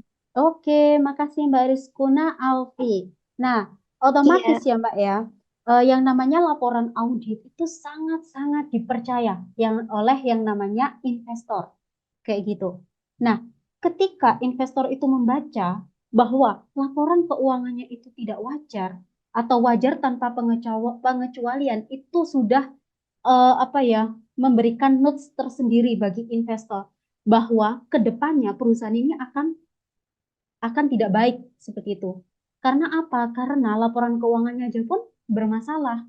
Ada yang kurang, pencatatannya pun ada yang kurang kayak gitu Mbak. Jadi memang untuk laporan yang tidak baik dari auditor itu akan sangat berefek kepada keputusan investasi. Kayak gitu Mbak. Jadi kalau misal laporannya jelek nih, oh berarti siapa yang mau dong investor yang melakukan investasi di situ? Kayak gitu Mbak Rizkuna. Gimana Mbak Rizkuna? Baik, Bu. Terima kasih Oke, jawabnya. sama-sama Mbak Rizkuna. Udah ya. Oke, selanjutnya Mbak Tusmiani. Oke, baik Bu. Iya. Saya mau bertanya, tadi kan Ibu sempat menjelaskan tentang audit yang internal sama eksternal gitu ya Bu. Nah, saya yang mau tanyakan itu kan kalau misalnya sebenarnya dalam sebuah perusahaan itu audit eksternal itu wajib ada nggak sih Bu? Atau hanya untuk perusahaan yang sudah go public aja atau perusahaan-perusahaan yang kayak baru memulai gitu juga udah harus itu sebenarnya mesti kayak wajib atau enggak gitu sih Bu gitu. Terima kasih. Oke, Mbak Tusmiani. Jadi begini ya Mbak ya. Untuk audit itu memang sangat diwajibkan. Memang wajib dan sangat diwajibkan bagi perusahaan yang sudah go public, Mbak. Terkait dengan perusahaan-perusahaan yang masih kecil, yang tidak go public, itu tidak diwajibkan. Seperti itu. Kalau misalkan perusahaan-perusahaan yang tidak go public, tapi dia perusahaan udah gede, itu biasanya mereka juga melakukan audit. Untuk apa? Biasanya digunakan untuk bukan investor, tapi untuk orang-orang yang berkepentingan lain, kayak kreditor, kayak gitu. Kayak kreditor, kayak pemasok, dan lain-lain. Biasanya itu yang butuh itu bank. Ketika suatu perusahaan itu pengen utang, pengen meminta uang kepada bank, otomatis bank itu ingin dong mendapatkan jaminan apakah perusahaan ini memang likuiditasnya lancar atau tidak. Apakah perusahaan ini sehat atau tidak? Kalau misalkan tidak sehat, pasti bank ini akan merugi dong, kayak gitu. Kalau misalkan perusahaan sehat, berarti ada jaminan bahwa nanti perusahaan tersebut mampu membayar utangnya, kayak gitu, Mbak. Nah, jadi intinya yang diwajibkan untuk melaksanakan audit adalah perusahaan yang go public. Untuk perusahaan yang tidak go public itu memang tidak ada kewajiban. Tapi alangkah lebih baiknya untuk menciptakan suatu laporan keuangan yang sudah diaudit. Karena laporan keuangan yang sudah diaudit itu akan lebih gampang untuk melaksanakan sesuatu. Contohnya untuk mendapatkan pencairan utang, kayak gitu. Kalau untuk perusahaan-perusahaan yang kecil itu memang kebanyakan tidak ada yang audit sih, Mbak. Nah, kebanyakan itu malah ini kayak puskesmas, kayak perusahaan, bukan perusahaan, kayak entitas-entitas di bawah pemerintah itu juga wajib diaudit, Mbak. Kayak puskesmas, terus rumah sakit. Nah, dulu saya pernah ngaudit yang namanya puskesmas di Lamongan sebanyak berapa ya puluhan puskesmas itu saya audit. Nah, itu memang diwajibkan oleh pemerintah. Gunanya untuk apa? Untuk melihat kinerja laporan keuangan tersebut. Apakah puskesmas itu sudah menjalankan dengan baik? Apakah surplus atau defisit dan sebagainya. Kayak gitu, Mbak Tusmiani. Oke, terima kasih, Bu. Oke, sama-sama. Yang lainnya ada pertanyaan? Ibu mau melanjutkan yang tadi yang Oh ya, dari Mbak Rizkuna Alfi tentang investor atau apa tadi lah ya Bu. Nah, katanya tim audit itu laporannya itu sangat dipercaya oleh para investor sehingga banyak yang investasi ke perusahaan tersebut kan Bu. Nah, ya saya pernah dengar nih Bu, katanya di contoh ya, saya mohon maaf saya sebut merek di Alfamart gitu Bu. Oh ya. Katanya kalau tim audit datang itu kayak karyawan tokonya tuh takut gitu Bu, karena kalau tim audit datang terus ada barang yang kedaluarsa, mereka tuh harus membeli barang kedaluarsa tersebut sehingga target penjualan itu tercapai atau seperti apa saya kurang paham. Nah, itu apakah salah satu cara perusahaan untuk mempertahankan apa ya? Agar mendapatkan laporan yang baik. Kesempurnaan laporan keuangan yang baik gitu, Bu. Iya, Atau benar. gimana? Biasanya itu pokoknya ya, yang dilihat auditor itu nggak mau tahu, Mbak. Auditor nggak mau tahu apa yang dilakukan oleh perusahaan itu. Tapi auditor itu hanya berfokus pada apakah laporan keuangan tersebut sesuai dengan bukti yang ada. Kayak gitu. Jadi ketika memang sih pasti suatu perusahaan atau suatu entitas itu didatangi oleh auditor itu pasti takut sih. Mesti kayak gopoh-gopoh sendiri, bingung-bingung sendiri. Soalnya mereka takut kalau misalkan apakah catatan yang sudah dicatat itu tidak sesuai dengan kondisi aslinya, kondisi fisiknya, seperti itu. Jadi kalau memang misalkan pegawai membeli barang kadaluarsa untuk mendapatkan target penjualan biar sesuai dengan laporan keuangan itu memang mungkin saya nggak tahu aslinya di dalam Alfamart seperti apa, mungkin itu sebagai salah satu cara untuk menutup kemungkinan-kemungkinan yang tidak sesuai dengan kondisi laporan keuangan dengan kondisi yang sesungguhnya kayak gitu. Tapi ini ya Mbak ya, saya kurang tahu juga ya apakah membeli barang kadaluarsa itu diperbolehkan atau tidak. Tapi kalau misalkan auditor itu jeli, pasti dia akan menelusuri setiap transaksi sehingga dia akan melihat kegiatan-kegiatan misalkan suatu pegawai itu membeli barang kadaluarsa di akhir-akhir periode. Nah, itu pasti akan ditanyakan oleh auditor, kenapa seperti ini, kayak gitu. Nah, untuk kalau misalkan si auditor itu tidak puas dengan jawabannya, maka akan ditindaklanjuti oleh tim auditor untuk berdiskusi apakah ini dapat diterima atau tidak. Kayak gitu, Mbak Ana. Iya, Bu. Bahkan katanya sampai potong gaji, Bu. Nah, iya sih kalau misalkan barang hilang pun juga kayak gitu ya. Diwajibkan seperti itu. Ada yang mencuri, sebenarnya kasihan sih kalau untuk kasir-kasir gitu ya banyak nempoi lah kalau bahasa Jawanya itu. Kalau misalkan ada yang hilang, pasti dia harus membayarnya kayak gitu. Soalnya apa ya? Biar sesuai barang. Misalkan barang keluar, maka uang harus masuk. Kalau misalkan barang keluar tapi uang tidak masuk, itu kan sudah berbeda. Nanti hasilnya di laporan keuangan pun pasti ditanyakan oleh auditor, lah mana ini uangnya, kayak gitu. Seperti itu, Mbak Ana. Baik, Bu. Terima kasih. Oke. Ada yang lain? Sekarang jam berapa ya? Oke. Jam 8, Bu. Oh, jam 8. Oke, saya lanjutkan sedikit ya. Selanjutnya, mengapa masih banyak terjadi kecurangan? Jadi teman-teman, di Indonesia itu banyak sekali perusahaan-perusahaan, bahkan itu perusahaan go public, itu sering melakukan kecurangan. Karena apa? Karena yang pertama, adanya ketidakpatuhan dan penyalahgunaan laporan keuangan. Jadi mereka tidak patuh dengan standar akuntansi keuangan yang sudah ditetapkan oleh IAI. Yang kedua yaitu tekanan kinerja dan target. Jadi biasanya tekanan ini dilakukan oleh perusahaan-perusahaan yang memiliki nilai kerugian yang sangat tinggi. Jadi dia sebagai manajer, misalkan sebagai manajer ya, kinerja apa ya? Seorang manajer itu kan memiliki target untuk mencapai bahwa laporan keuangan bahwa perusahaan itu harus untung kayak gitu. Manajer harus memastikan bahwa perusahaan itu harus untung. Tetapi ternyata perusahaan itu tidak bisa untung. Maka apa yang harus dilakukan manajer ketika kepepet? Nah, banyak sekali perusahaan-perusahaan itu yang melakukan kecurangan, yaitu mendukung seorang akuntan untuk melakukan manipulasi laporan keuangan. Lalu konflik kepentingan. Konflik kepentingan itu juga biasanya dialami oleh manajer, di mana ketika dia tidak berhasil mencapai target, maka gaji dia akan turun. Misalkan kompensasi dia itu tidak akan mendapatkan bonus. Berbeda lagi ketika suatu perusahaan atau suatu manajer itu berhasil mencapai target, maka manajer tersebut akan mendapatkan kompensasi, akan mendapatkan bonus. Nah, itu merupakan konflik kepentingan.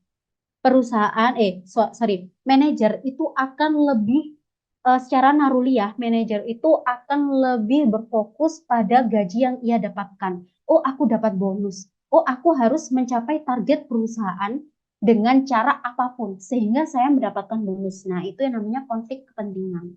Nah, terus ketidakmampuan dan kegagalan pengawasan.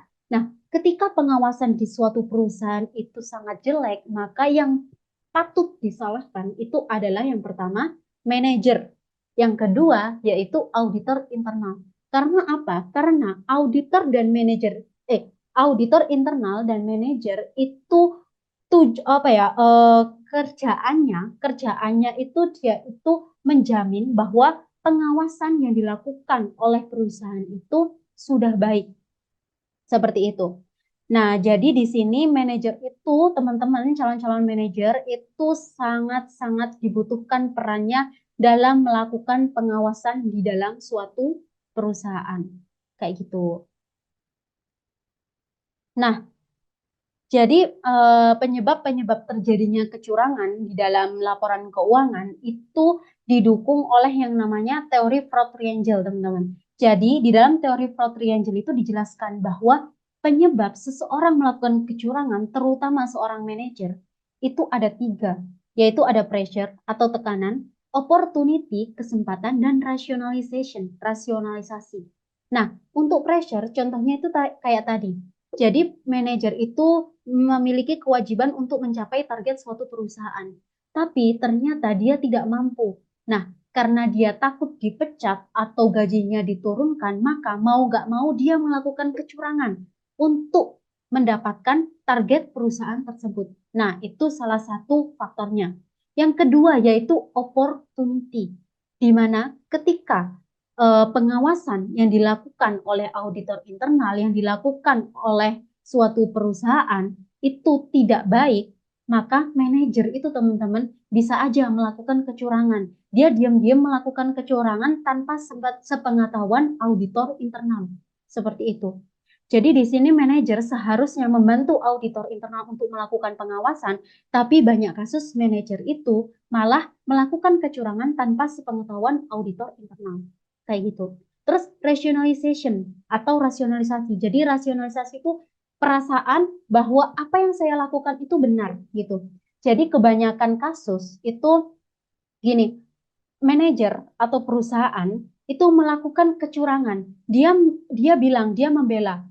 Saya benar kok melakukan ini karena apa? Saya melakukan kecurangan demi perusahaan. Saya melakukan kecurangan demi laporan keuangan perusahaan agar terlihat bagus. Sehingga investor-investor akan tetap berinvestasi kepada kita.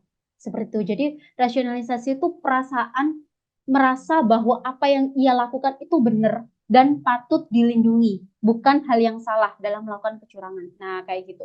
Nah, dari sini teman-teman ada yang ingin ditanyakan nggak terkait dengan teori fraud triangle atau penyebab terjadinya kecurangan? Biasanya itu teman-teman dilakukan oleh manajer, top manajemen malahan. Kayak gitu. Aman ya, teman-teman? Aman, Bu. Oke. Nah, selanjutnya. Nah, ini ada peran profesi manajer dalam menjaga kualitas laporan keuangan perusahaan. Jadi, teman-teman ini kan sebagai mahasiswa jurusan manajemen, jadi harus tahu ya bagaimana peran profesi manajer dalam menjaga kualitas laporan keuangan perusahaan. Nah, ini ada 8. Ini saya bagi ke dalam satu breakout room kayak kemarin ya, ada 4 orang. Jadi seperti kayak kemarin teman-teman mohon dijelaskan per poin-poinnya, nanti setelah berdiskusi bisa unjuk tangan kayak gitu. Jadi biar apa ya, biar bukan hanya saya saja yang menjelaskan, tapi teman-teman bisa search sendiri sehingga teman-teman juga bisa lebih paham terkait dengan apa sih peran profesi kalian dalam menjaga kualitas laporan keuangan perusahaan. Seperti itu. Minta tolong kepada Pak Ical untuk melakukan breakout room ya, Pak. Oke, baik, Bu. Jadinya berapa room? Kenapa? Kemarin jadi berapa ya, teman-teman ya? 5. 5 ya? Ya. Bolehlah. Satu room 4 orang. Iya. Oke. Bu, maaf tanya. Ya, siapa Mbak Esi? Iya. Kenapa Mbak Esi? Ini kan satu grup ada berapa orang, Bu? 4. 4. Berarti di 4 orang itu bahasnya satu poin gitu ya, Bu. Jadi satu grup kita bahas 4 topik. 8. Ini kan ada 8 poin kan? Ya. Nah, terserah pembagiannya bagaimana. Pokoknya teman-teman satu kelompok mengerjakan 8 poin tersebut. Oh, Jadi jadi bisa semuanya. dibagi. Oke. Ya, Bu. Nanti pada akhirnya, iya Mbak Esi, jadi pada akhirnya nanti kayak kemarin ya teman-teman, jawaban-jawaban kalian, misalkan nih, satu kelompok ada 4 orang, jadi satu orang itu mengerjakan 2 poin. Nah, nanti dikumpulkan jadi 1, terus dikirimkan ke Google Classroom, kayak kemarin. Gitu ya. Oke, silahkan. Berapa menit, Bu? Sekarang jam berapa ya? Jam 8. Setengah jam cukup? Setengah jam? Cukup, Bapak Ibu? Kecukupan sepertinya. Oh iya, kecukupan ya? 15 menit? 15 Bagaimana? menit? Bagaimana teman-teman? Mau 30 apa 15 menit? Silahkan 1 jam. dipilih. 1 jam. Pulang dong Selesai kita. masih. 20, Bu, 20. 20 menit. Oke, bolehlah 20 menit Oke, ya. 20. Semoga Dari cukup tengah-tengah. ya. Kalau kurang nanti bisa nambah. Oke, saya stop share screen dulu. Ini sudah di screenshot Bapak Ibu ya. Saya mulai dari sekarang. 1, 2, 3.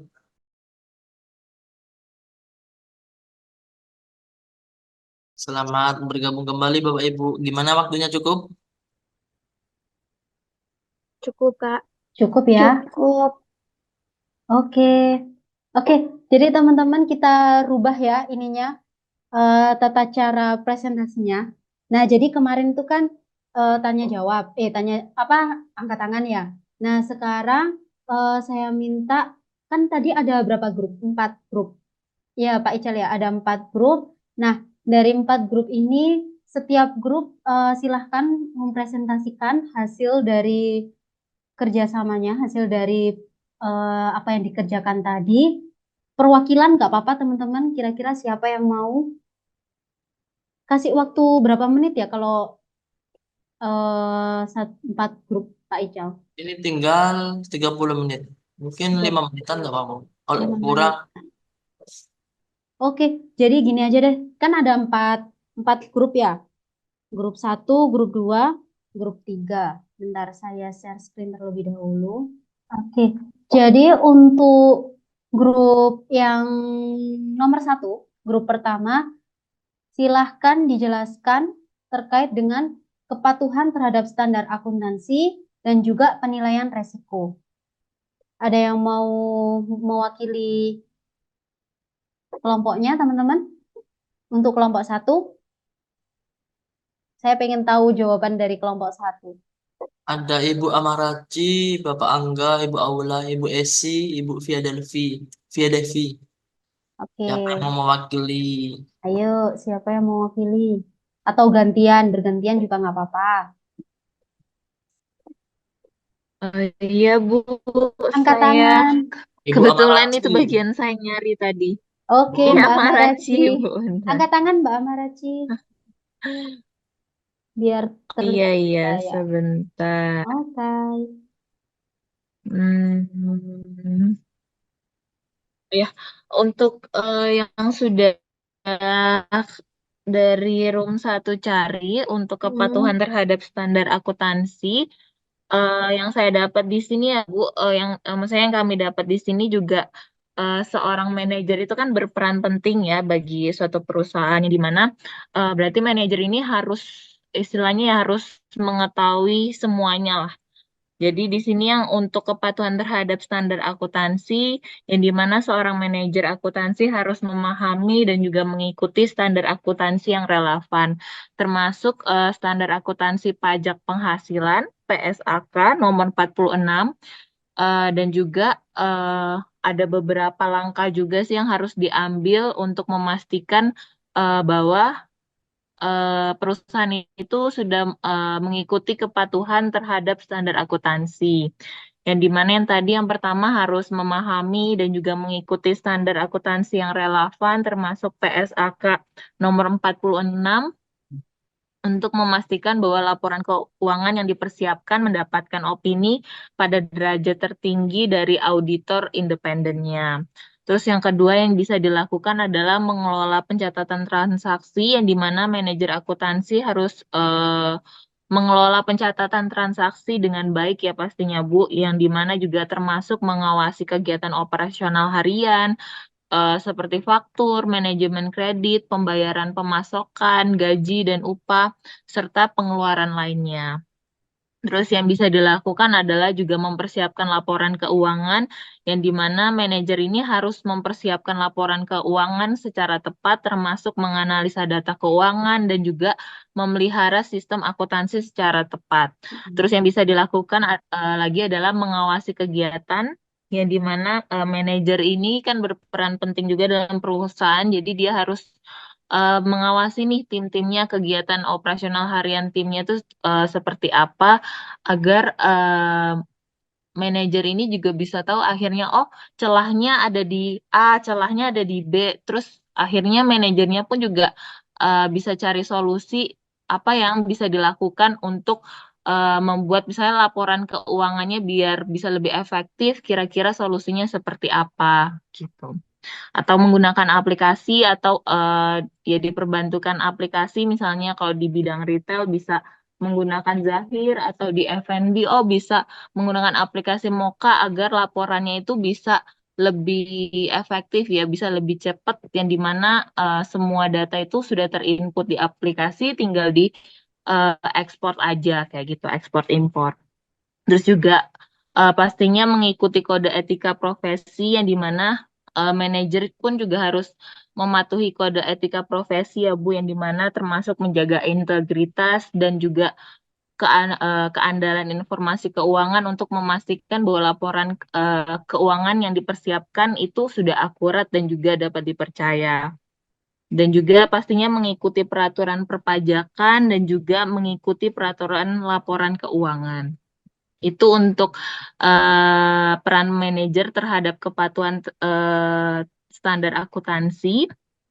Kalau yang peran manajer untuk dalam ini ya penilaian resiko itu ada di bagian penilaian resiko yang dapat dilakukan itu seperti menganalisis dan juga mengidentifikasi resiko keuangan, keamanan dan juga keselamatan yang mungkin terjadi dalam perusahaan. Setelah itu mengidentifikasi resiko baik yang muncul dari dalam atau dari luar perusahaan dan juga merumuskan pengelolaan dan juga pencegahan resikonya. Setelah itu juga mengembangkan kesadaran resiko di lingkungan kerja perusahaan ya Bu, serta juga kita bisa menganalisis nih potensi resiko di sektor operasional internal dan juga supply chain-nya itu seperti apa.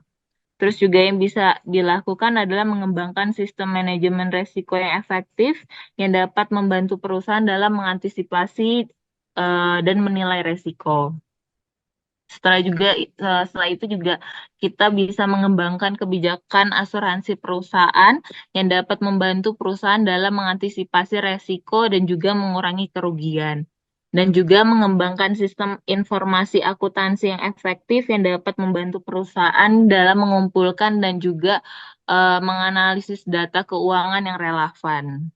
Setelah itu ya juga mengembangkan kualitas laporan keuangan yang baik yang dapat membantu perusahaan dalam memberikan informasi yang akurat dan juga relevan kepada pemakai. Jadi yang dimana kita tahu untuk sektor keuangan ini cukup krusial, jadi perlu sangat diperhatikan gitu. Perlu kita sebagai peran sebagai manajer perlu benar-benar mengawasi dan juga maksudnya ya ngecek gitu secara detail tentang laporan keuangan yang dimana kita bisa yang tadi itu kita harus bisa menjaga kira-kira celah-celah di mana ya yang ternyata misalnya kurang kita perhatikan terus akhirnya ternyata bisa menimbulkan kecurangan kayak gitu. Jadi kita sebagai pihak manajer dan juga tim yang berada di perusahaan itu harus sama-sama ini sih Bu, sama-sama perhatian sama perusahaannya kita gitu. Itu sih yang kami dapatkan dari room 1. Mungkin ada yang mau menambahkan? Oke, mungkin dari teman-teman grup 1 ada yang mau menambahkan? Atau dari grup lain? Apa ada yang berbeda? Atau ada hal baru yang ditemukan selain dari apa yang disebutkan oleh Mbak Amaraci? Gak apa-apa, silahkan angkat tangan teman-teman. Atau ada yang mau ditanyakan juga? Mbak Amaraci siap menjawab. Ayo silakan teman-teman.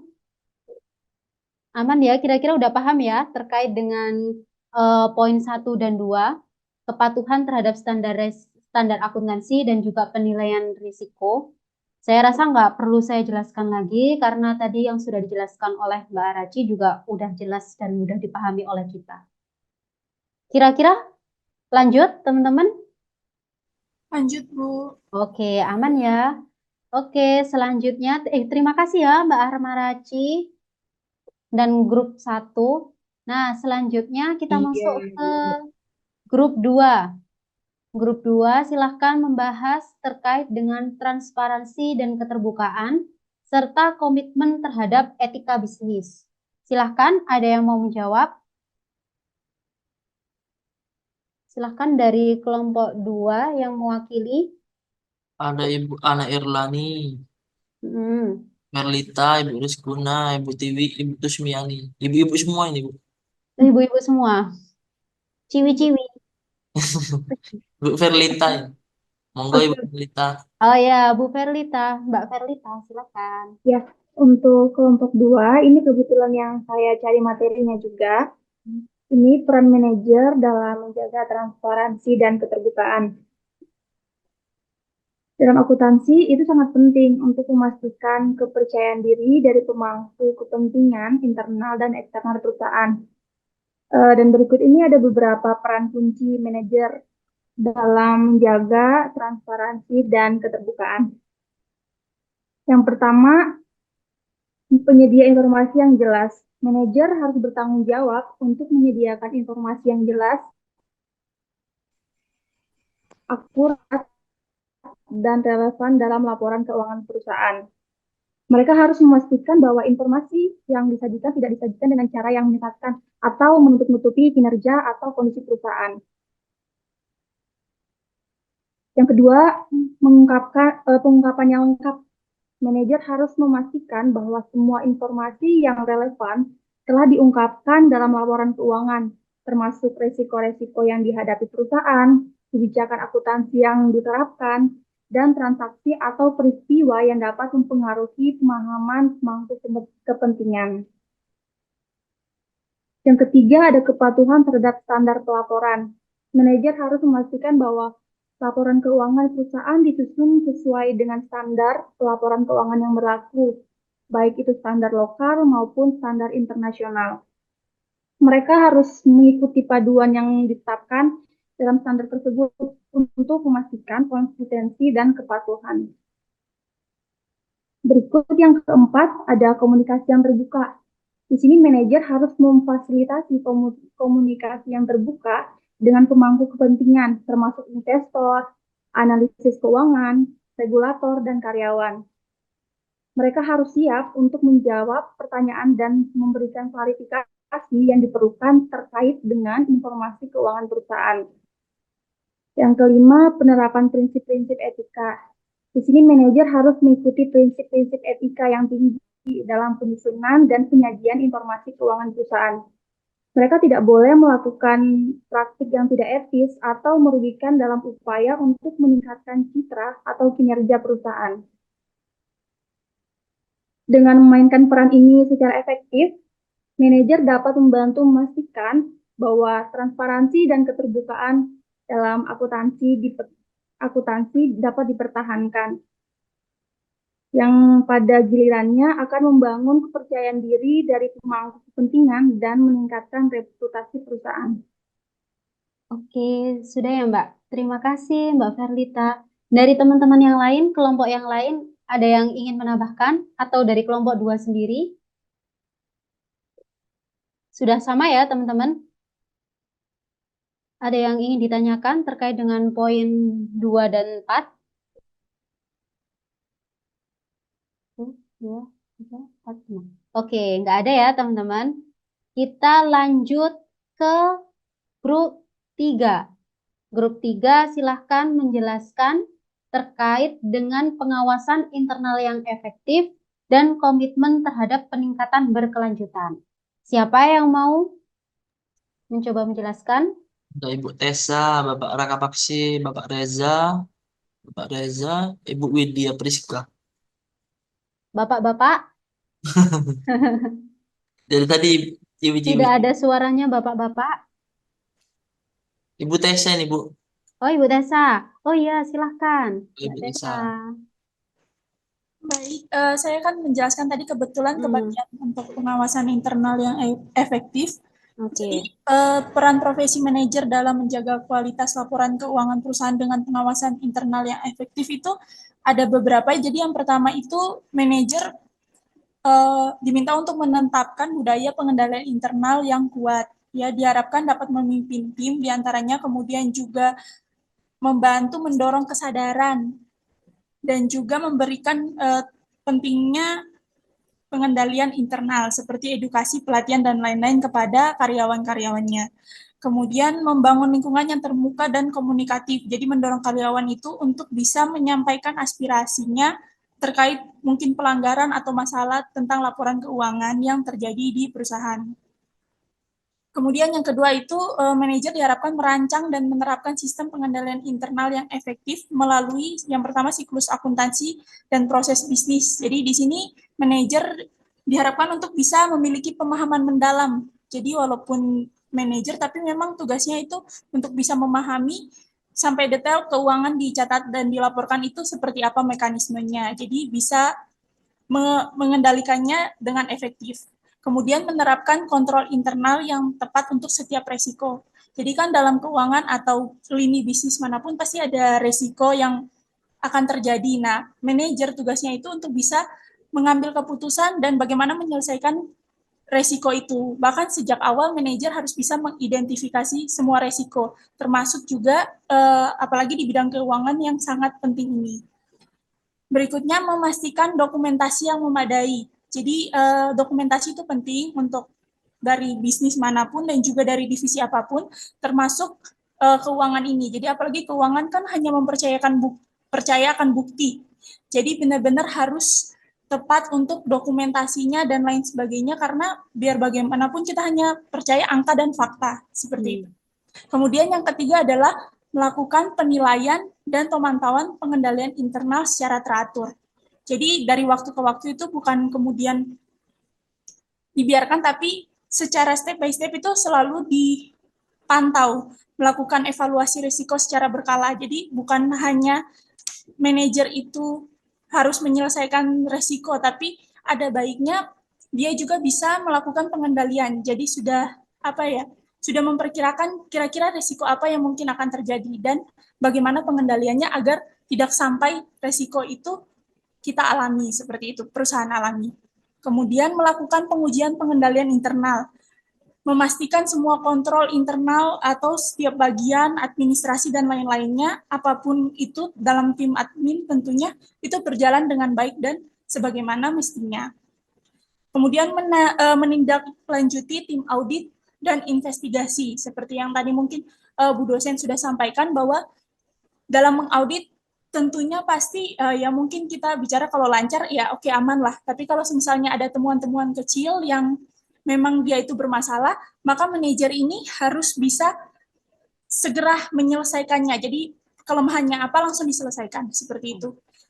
Kemudian yang keempat, bekerja sama dengan auditor internal dan eksternal tadi itu. Jadi memang harus benar-benar menindaklanjuti apapun rekomendasi auditor. Jadi agar catatan perusahaan itu tetap bersih, jadi investor yang masuk pun itu tidak tidak khawatir dan kemudian juga tidak penuh pertimbangan. Kalau misalnya kan orang mau menaruh uangnya dan kepercayaannya ke kita. Seperti itu. Kemudian yang terakhir teman-teman adalah menjaga kualitas laporan keuangan. Jadi kan manajer ini juga meninjau dan menyetujui laporan keuangan sebelum diterbitkan. Jadi memang harus benar-benar diteliti agar laporan keuangan ini memiliki kualitas yang baik secara terus-terusan begitu. Kemudian bertanggung jawab atas keakuratan dan kelengkapan informasi yang disajikan dalam laporan keuangan. Mungkin sekian untuk pengawasan internal yang efektif. Oke. Terima kasih. Terima kasih Mbak Tessa. Lalu untuk komitmen terhadap peningkatan berkelanjutan dari kelompok 3, ada yang ingin menjawab? Mbak Tessa lagi? Tidak Bu, kebetulan tadi untuk poin yang itu dari Mas Raka Paksi kalau nggak salah. Oh, Mas Raka Paksi. Halo Mas Raka Paksi.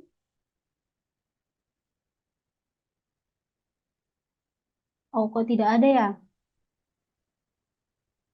Halo Mas. Oke, kita skip dulu ya teman-teman. Terkait dengan pengawasan internal, apakah ada yang ingin ditanyakan? Oke, nggak ada ya. Sudah jelas ya apa yang sudah dijelaskan oleh Mbak Tessa ya. Oke, lanjut ke grup 4. Silahkan menjawab terkait dengan keterlibatan aktif dalam proses pelaporan dan juga pemantauan terhadap perubahan regulasi. Silahkan kelompok 4. Ada Ibu Bella Novela, Ibu Tantika Deputi, Bapak Gangsar, Ibu Rizky Angela Teopani. Silahkan. Ibu Bella Novela. Ya, saya Bu. Oke, Mbak Bella.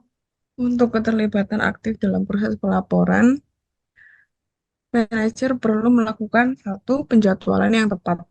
Manajer harus memastikan bahwa ada jadwal yang jelas dan realistis untuk proses penyusunan dan pelaporan keuangan.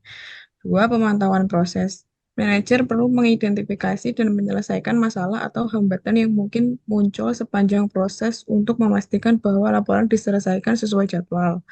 3. Komunikasi yang efektif. Manajer harus memastikan bahwa komunikasi antara anggota tim keuangan dan departemen lainnya berjalan lancar. Hal ini melibatkan penyampaian informasi yang jelas tentang apa yang diharapkan dari masing-masing orang, serta memberikan umpan balik secara teratur untuk memastikan bahwa semua orang tetap fokus pada tujuan akhir. 4. Penggunaan sistem dan teknologi. Manajer perlu memastikan bahwa sistem dan teknologi yang digunakan dalam proses pelaporan keuangan dapat mendukung efisiensi dan ketepatan. Yang terakhir, penegakan kebijakan dan prosedur. Manajer harus menegakkan kebijakan dan prosedur yang telah ditetapkan untuk proses pelaporan keuangan. Hal ini mencakup memastikan bahwa semua orang memahami dan mematuhi aturan yang berlaku, serta memberikan sanksi atau koreksi jika diperlukan untuk menjamin kepatuhan. Itu, Bu. Oke, terima kasih dari Mbak Bella. Dari kelompok 4, ada yang ingin ditambahkan? Udah aman ya? Dari kelompok lain ada yang ingin ditanyakan? Belum ada? Oke, terima kasih ya Mbak Bella. Nah, Iya, selanjutnya kita lelang yang tidak dijelaskan oleh grup 3 terkait dengan komitmen terhadap peningkatan berkelanjutan. Siapa yang ingin membacakan apa yang sudah ditemukan? Saya kasih bintang. Dari kelompok lain nggak apa-apa. Silahkan dari kelompok 1, 2, 3. Terus nanti kita sudah selesai. Terakhir teman-teman. Dari kelompok 1. Buat kelompok 4 aja, Bu. Buat kelompok 4. 3, sorry. Oh, dari kelompok 3. Iya, silahkan. Oke, berarti nilainya full kelompok 3. Mbak Tessa. Baik, saya akan menjelaskan tentang bagaimana peran profesi manajer dalam komitmen terhadap peningkatan yang berkelanjutan. Jadi yang pertama, manajer itu harus memimpin dan menetapkan visi dan misi yang berkelanjutan. Contohnya seperti mengembangkan strategi dan rencana aksi yang berkelanjutan. Kemudian manajer ini harus bekerja sama dengan pemangku kepentingan untuk mengembangkan strategi dan rencana aksi yang berkelanjutan dan terukur. Kemudian menentukan target indikator kinerja utama atau KPI yang berkelanjutan. Kemudian membuat komitmen publik terhadap keberlanjutan. Jadi manajer ini secara terbuka menyatakan komitmen organisasi terhadap keberlanjutan dan mengkomunikasikannya kepada semua pemangku kepentingan perusahaan. Kemudian yang kedua, mengintegrasi prinsip keberlanjutan ke dalam operasi organisasi. Jadi manajer ini mengidentifikasi dan menilai risiko dan peluang keberlanjutan. Jadi harus bisa melihat peluang ke depan sebagai seorang manajer. Kemudian menerapkan praktik terbaik. Jadi manajer harus menerapkan praktik terbaik dari semua aspek operasi organisasi seperti pengurangan emisi, kemudian juga penggunaan energi terbarukan seperti apa, kemudian pengurangan limbah dan juga penggunaan sumber daya yang efisien.